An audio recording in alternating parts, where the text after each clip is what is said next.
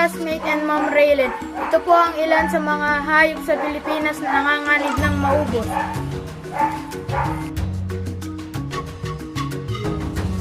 Philippine Eagle o mas kilala bilang Haring Agila. Ito ay isa sa simbolo ng ating bansa. Ngunit sa ngayon, ang agila ay pinangangambahang maubos dahil sa pagkawala ng mga kagubatan na kanilang mga tahanan.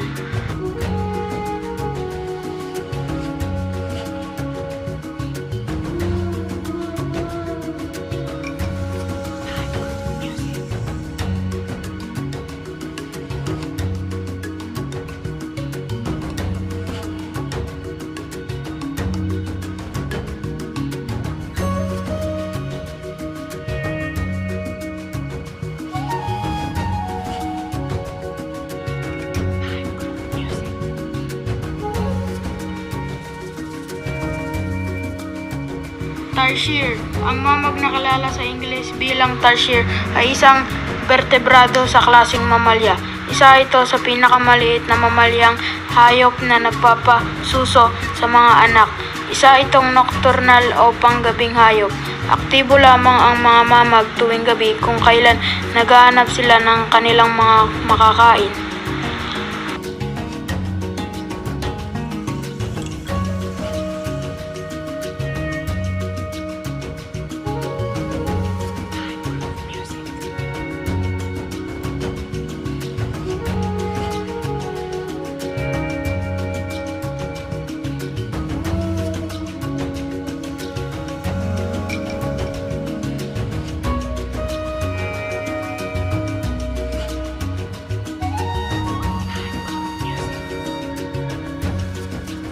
Tamaraw. Ito ay sa Pilipinas lamang matatagpuan sa mga isla ng Mindoro. Ang kulay ng balat nito ay parang kalabaw. Ang tamaraw ay may maliit ng populasyon sa bansa na nanganganib ng maubos.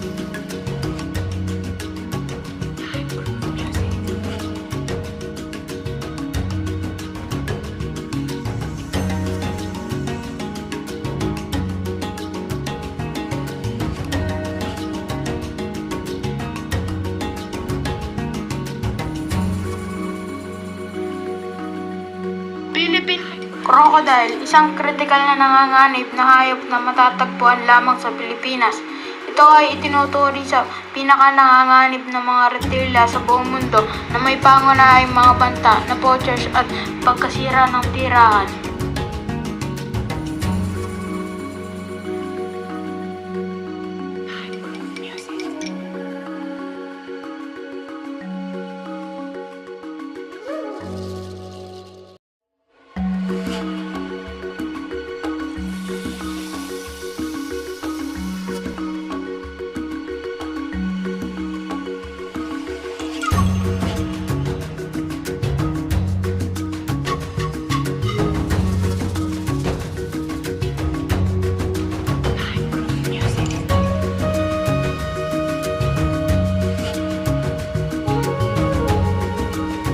Philippine forest turtle ay isang critically endangered freshwater turtle na matatagpuan lamang sa Pilipinas, partikular sa grupo ng mga isla ng Palawan.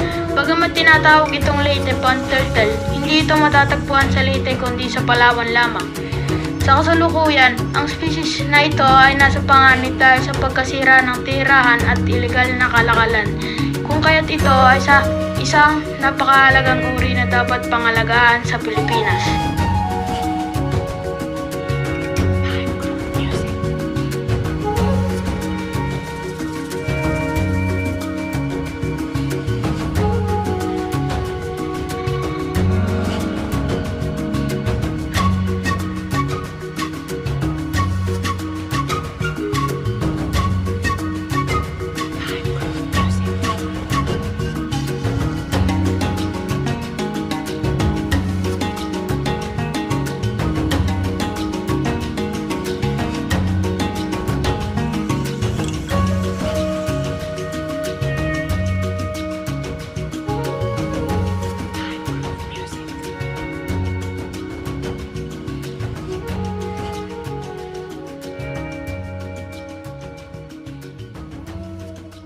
Salamat sa panonood sa aking vlog. Bye-bye!